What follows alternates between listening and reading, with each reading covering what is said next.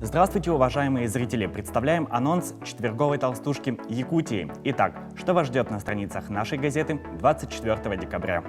Как устроена кухня самой массовой пресс-конференции страны? На что сподобились журналисты Якутии, чтобы привлечь внимание пресс-секретаря президента Дмитрия Пескова и самого Владимира Путина? Что это было? Постановка, шоу или все же живое общение?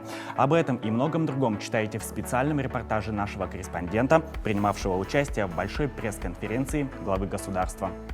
В их гардеробе не так много платьев, потому что ближе к телу форма спасателя. Они способны жить в лесах, участвовать в крупных спасательных операциях и вести поиски людей наравне с мужчинами.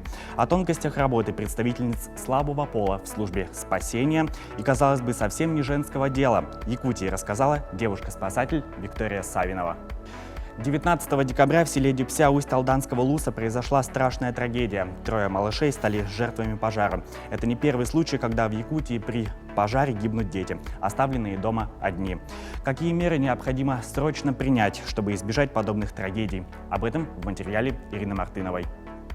Помимо этого, в «Толстушке» будет много интересных материалов на самые разные темы, от политических до житейских. Все о главном, главное обо всем. Читайте газету «Якутия».